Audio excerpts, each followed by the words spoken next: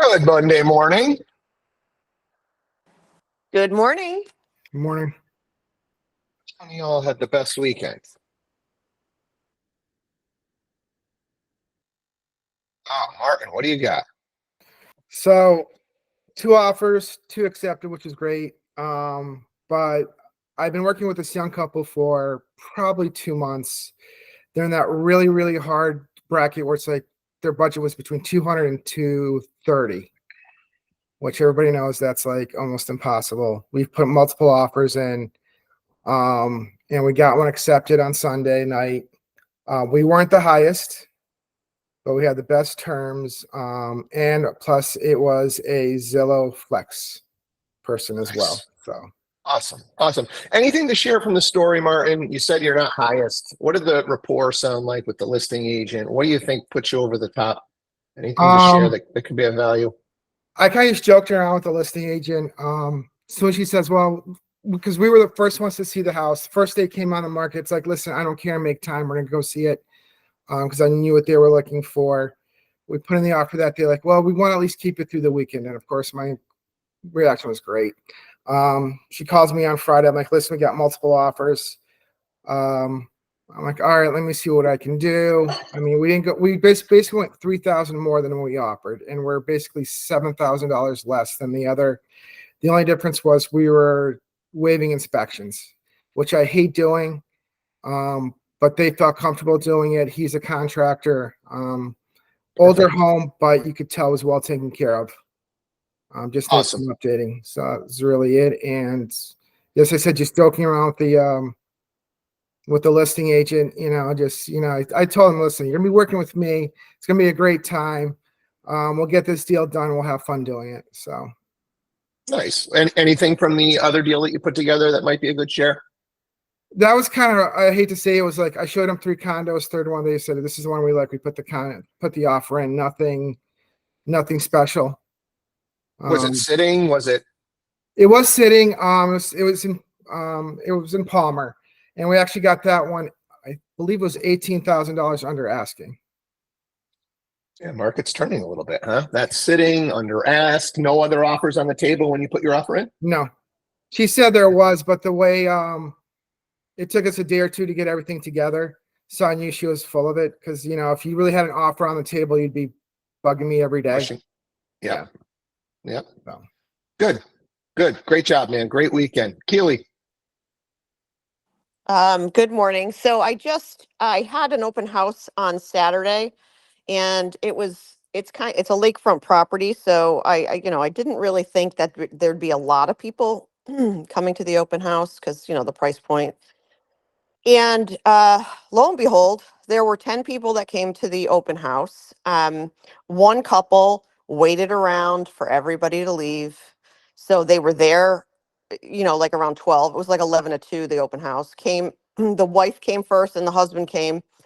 And they waited to the end and they said, we want you to lock the house up now because we're submitting our offer this evening. And he's like, we want this house and it's cash. I was like, all right, let's do this.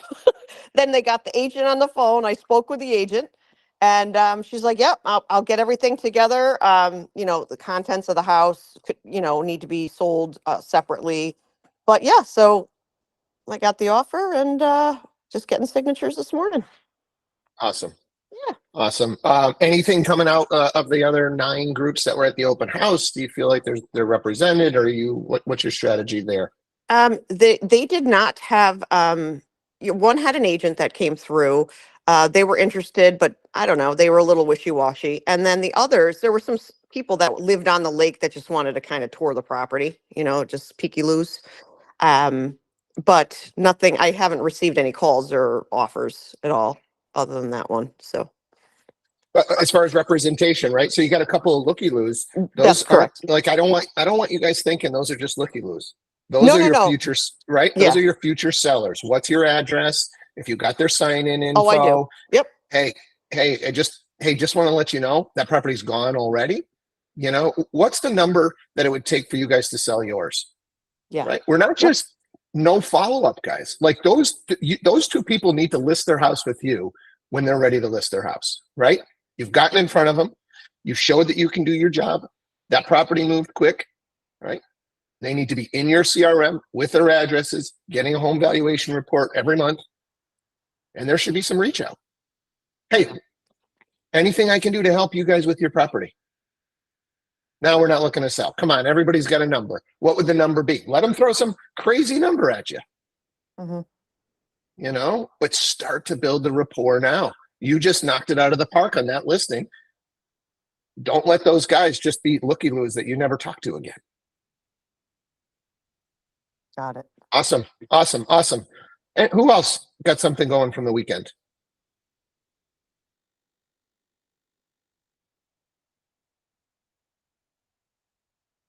Lauren, did you guys almost lose all the horses? I heard you guys almost lost all the horses.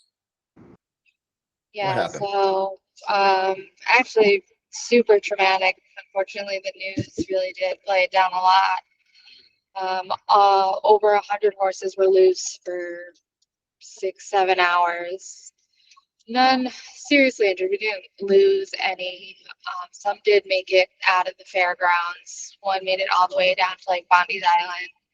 He Jeez. impaled himself on something and ripped like an 8-inch gash open on his chest.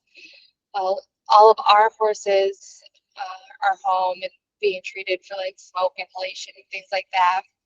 We were actually the aisle that was touching the stall that was on fire. So almost all of our like clothes, everything are damaged and lost. But all the people are okay. Luckily, we had somebody Good. on the fairgrounds that ran into the barn and just was letting all horses out. So very lucky.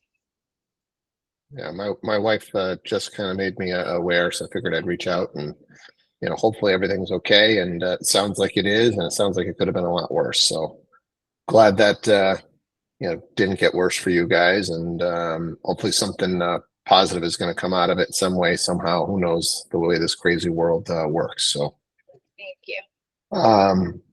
Pat, what do you got? Well, I don't really want to follow that, but yeah, I had an open house. I don't know. We'll show some love. I wanted to put that out there because That's terrible, man. I heard all about yeah. it over the weekend. Yeah, I just heard a glimpse. So Yep. So you know, not good, obviously, but yeah, Yeah. I had a listing that came on Thursday last week. We did an open house Friday night, open house Saturday. I think 18 parties came through over the 2 days.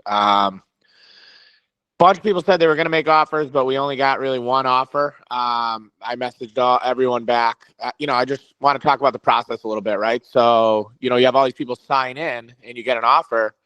Well, you know, you're kind of doing your sellers an injustice if you don't message every single person on those sign-in sheets and ask, hey, did you like it? Are you going to make an offer as well? Most people came back and said, oh, no, for this reason or that, they weren't going to make an offer. The offer we did end up getting was significantly over asking, but it was FHA, and they're asking for credits. They're asking for, you know, a 3% buyer agent commission. So really it almost figures out when everything is figured into being almost an ad asking offer. And, you know, you have to make a decision at that point. You know, do you want to do a highest and best? Do you want to just accept the offer and just go forward? You know, in this case, we had one other really interested party, but at the 12th hour, they just said, you know, it's a little too far from where we work and we just don't want to drive that far. So we're out. And so at that point, we kind of went back and forth and we made a decision to accept that offer. So we accepted the original offer that came in. I'm a little nervous that it's going to appraise, but obviously that's our job as when the appraisal comes to make sure we're pulling all the most current comps and checking checking constantly to make sure there's good comps out there to give the appraiser if they want them, and hopefully it appraises. And yeah, we're moving forward. The big concern for my clients was like, well, we don't understand the FHA process and we don't want to get put into a position where we have to do a bunch of fixes after we're given concessions. And I explained to them what happens on an FHA, right? Like FHA, we're looking for broken windows, we're looking for chip and paint, we're looking for handrails. Their house is clean. It's a single level ranch with a basement. It has a handrail. There's a little bit of chipping paint, but you know, they painted their back deck to put it on the market. So like, you know, I don't really foresee there being many conditions that are going to come up. So like that was something that I had to like kind of talk them through. But other than that, yeah, I mean, hopefully it's a pretty smooth transaction overall. You know, with only being one offer though, you can't hey, who's your lender? You can't really like pick and choose what you want, and you don't have the leverage. So it's kind of like we tried to counter and get them to go down on the credit a little bit or take less of a buyer agent commission, and they just were like, no. So we just kind of had to settle with what the offer was and hopefully get it to the closing table. Yeah, it's a good share because these are the types of stories that when we're listing a property, we've got to explain, right? And you're going to tell that exact story the next time you go on a listing appointment, right? Yes, we can absolutely list higher. We listed a little higher on this last deal, or maybe even if you didn't, right? But here's what played out, right? 10 people at the open house. We only got one offer, and it was a brand new agent. There's a lender I never heard of, and we had to roll the dice, and I hope this deal obviously stays together. But if it doesn't, it adds to the story of like, this is the problem with listing a little bit high. So we really need to understand with our sellers when we're at the kitchen table, when do you need to sell this by? Do we have room to go a little high? Right? What does your timeline really look like? And what strategy do we want to use? Because the little high leaves us open to these things. And we can cross our fingers and we can hopefully get this thing through. And I think you played the cards pretty good here. I think a lot of times, especially if we're coming off a little bit of a hotter market, the seller wants to get a little bit greedy. Well, just go back, ask for highest and best and see if we can get another $3,000, $5,000, something out of this guy. And all of a sudden you end up pissing the one offer that you have off, and now you're back to nothing. And now you're really scraping. So you've got to be careful when you have just the one, like it sounds like you came back, maybe ask for a little something, feel them out. But this is the risk when the market starts to shift a little bit. So great job, great share. I wanted to come back to you, Keely, on the lakefront property. I think it was last week we were talking about postcards and print mail, and a lake community, right? So we talked about communities down in Florida.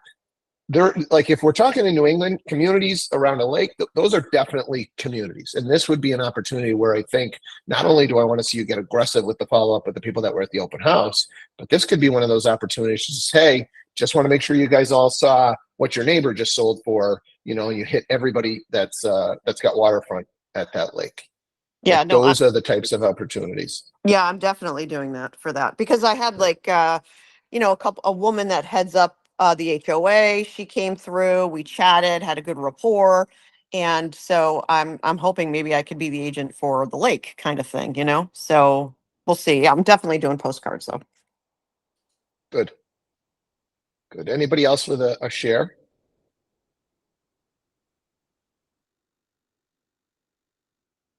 All right. Carolina. So remember that one I had that I just got accepted like 30 grand under because the agent didn't really do a great job.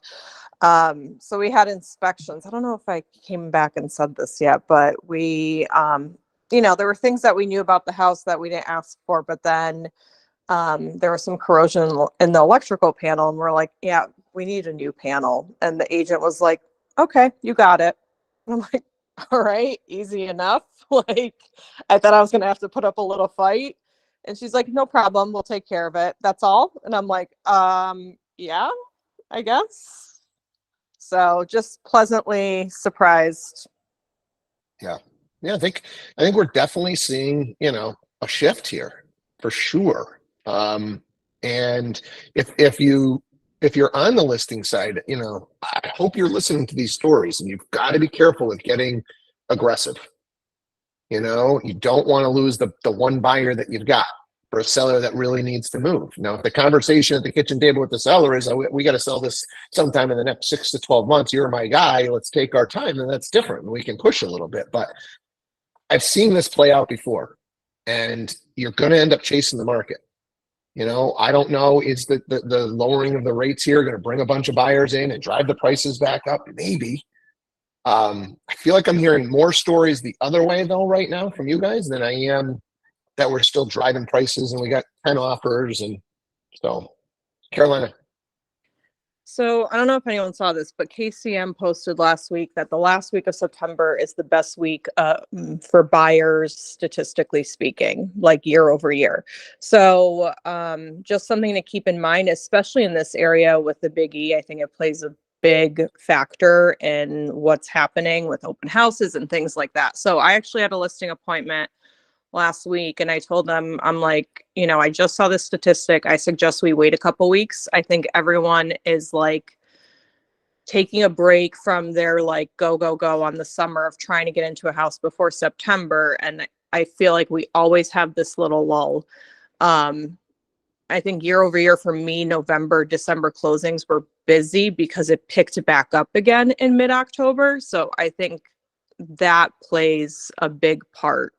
I don't necessarily completely agree that there's a huge shift happening here. I think we're still a lot busier than everywhere else. I just think it's this particular few weeks that we're going to see just a bit of a lull, personally. Yeah, could be.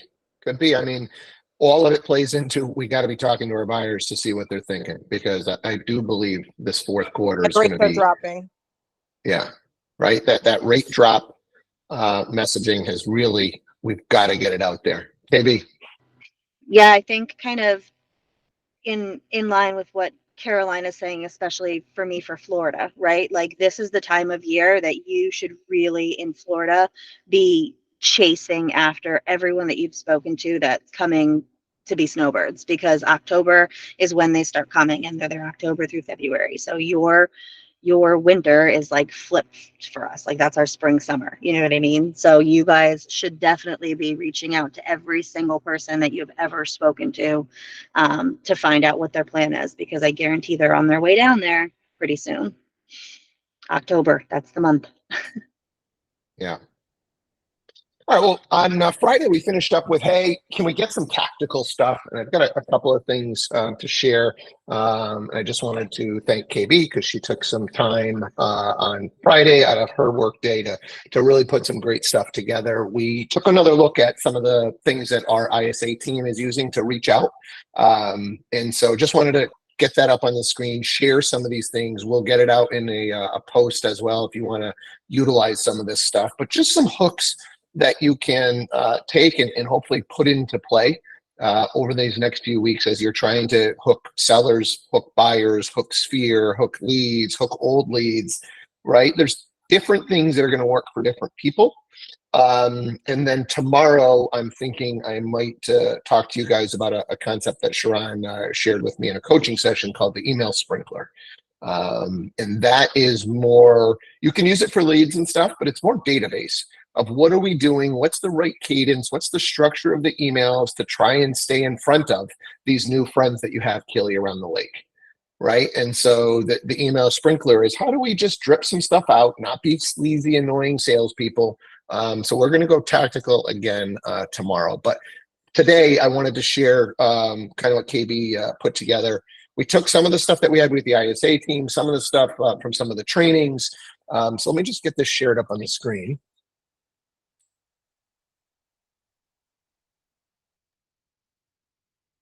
Can you guys see the screen? Yes, you're good. Yep. All right, awesome.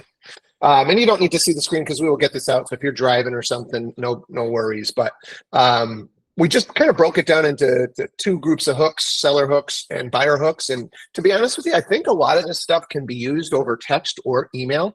Some of the emails I think can get quite long, and I don't know that people are actually reading these long emails. So some of these things, sometimes when you just get a quick email, you might respond or it might cause you to reach out. So I think these can be used either way. I think they're probably more designed for a text because they are pretty darn short. But so first one is just an emoji poll. So we kind of, or KB kind of named them. Hi, if you could choose one, would you prefer to sell your home for top dollar or sell it quickly? Reply with some emojis. So again, we're not just like, hey, is there anything I can do to help? We're trying to get them to pick something. Give us some sort of a response. Because in my opinion, it's video game, guys. A lead comes in, and the first thing is, can we get them to respond to an email? Then can we get them to respond to a text message? Then can we get them on the phone? Then can we get them on a video conference, a Google Meet? Then can we get them in a buyer presentation? Then can we get them in a driveway? Then can we get them showing more houses? Then can we get them writing offers? Then can we get one accepted? Then can we get them closed? Then can we put them into our past client and sphere email sprinkler system. Like that's the progression that we're looking for. But we need some initial hooks, right? Instead of, hey, I've called that person a couple of times, they didn't pick up, right? People are busy. We know this. So we've got to have some bait, some hooks that we can throw out into the open waters here. So just out of curiosity, if I could sell my house for, I would list my home this spring. Let them just throw a random number out there. If you wanted to get even more specific, there's one where you take the Zillow Zestimate and you literally link it in there. Zillow, hey, this is what Zillow thinks of your house. Do you agree? See what they come back with. So just so you Right. guys know, that one actually came from Tom Ferry Summit that I went to. I think it was last year, and it was created by Jimmy Mackin, who owns a company called Curator, who he does all sorts of marketing, and he uses a lot of these engagement texts. And that one got the most response out of everything that they've sent out. So they actually recommend sending this one in an email format, not a text format, but some of the people that were there said they did it in both, and it worked really well. And actually, while we were there, I believe they had some agents send it out and they got immediate responses. And KB, just to be clear, you're talking about this just out of curiosity, not the Zillow thing. Well, so it was both of them, but the Zillow one is one that got like a lot of, yep. Okay. Yeah, they had right, different cool. agents send a bunch of different ones out, but I got both of those actually came from Jimmy Mackin. Okay, cool. Market update fund, right? Hey, the market is buzzing. Want to hear about the latest trends that could benefit you as a seller? Just reply info for the scoop, right? And here's where we use, Carolina just referenced the KCM stuff. Hopefully you guys are popping in there once a week, at least once a month, to see what they're throwing out.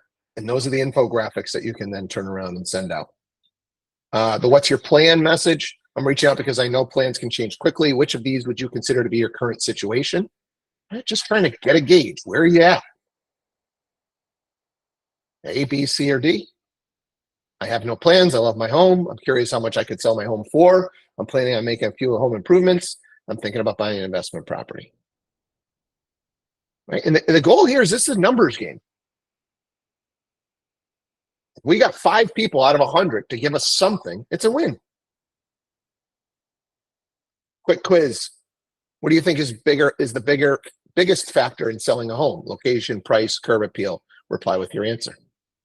We're just trying to get some engagement. Just show me that, this is the right number. I've got the right person here. Some stuff on the buy side. The timeline messaging. I'm reaching out because I know plans can change quickly. So the same thing as the seller. But now we're doing it on the buy side. The dream home quiz. If you could find your dream home tomorrow, which of these would be one of the top 3 things on your wish list? A pool, a home office, a cozy fireplace. Make it market specific. If we're in Florida, are we talking about beachfront? Are we talking about high-rise condo? Are we talking about boating rights? Does it have a dock? Quick poll. Hey, quick question. Are you still interested in purchasing a home in 2024? Curiosity hook. I just came across something that might interest you regarding interest rates. Should I share it with you via text or email? That's a good one for the KCM stuff. I was thinking about our last conversation. What's the biggest challenge you're facing right now in your search for a home? Inventory or pricing? Free resource offering. Have you heard about our Buyer VIP program? I think you'll find it valuable. Would you like me to send it over? Personal touch messaging. I remember you mentioned wanting to find a home near, pick a town. Did you see this one? It could be a winner. Now we can either there push out a property that we know they've looked at or one that you found that's similar. I always think trying to push a property, people love looking at houses. I think trying to push a property and get them to get onto your website, because once they're on your website, they're going to look at something else. Hey, maybe they've got something that Zillow doesn't have or something. If we can get them searching on your website, and the beautiful thing about that is once we've got them on your website's telling you what the heck they're looking at. Right? And for those of you guys who are on the Zillow team, not only do you get them if they're looking at your website, But the Zillow app is now telling you what they're looking at on the on the Zillow website, right? The new plugin to Follow Up Boss shows you exactly what they've looked at on your website and if they've gone over to Zillow and looked at properties. I mean, we can see exactly what they're doing, and we got to be taking action. And then the seasonal check-in with fall approaching. Are you ready to cozy up in a new space? What's your dream home feature this season? Reply with your top pick. We should probably actually have some picks in there. We don't want to leave it open-ended. I was actually going to change that one a little bit to make it more like a seasonal check-in for resources for the season. So that was one I was planning on editing. Like, hey, do you need help with your fall cleanup? Do you, Yep. right? Do you Yep. need snow Snow removal? plowing. Yep. Mm-hmm. Cool. I love it. Is this stuff helpful, guys? Right? Have an arsenal of stuff and then just throw it out there. But I think the thing that you got to understand, and too many agents get frustrated, no, didn't get anything. You need more people. It is a numbers game. Collect those emails, collect those cell phone numbers, right? And then hit them. If you've got 50 people in your buyer pool, just hit them up. If out of 50, we're looking for a couple of bites. Those are your next 2 buyers, right? And that's this messaging this week. What are you sending out next week? Every week, have a goal to just push something out there and see if we can get some people to bite.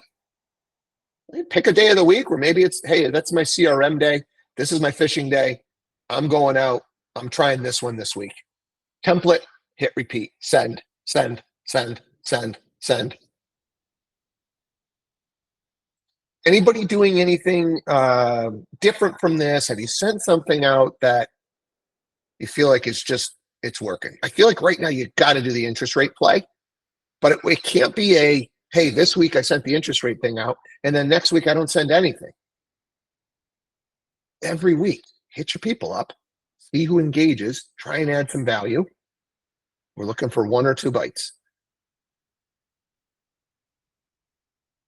Anybody have any closing thoughts on this stuff, or a different thing that you're doing in your CRM, or tip, strategy, trick?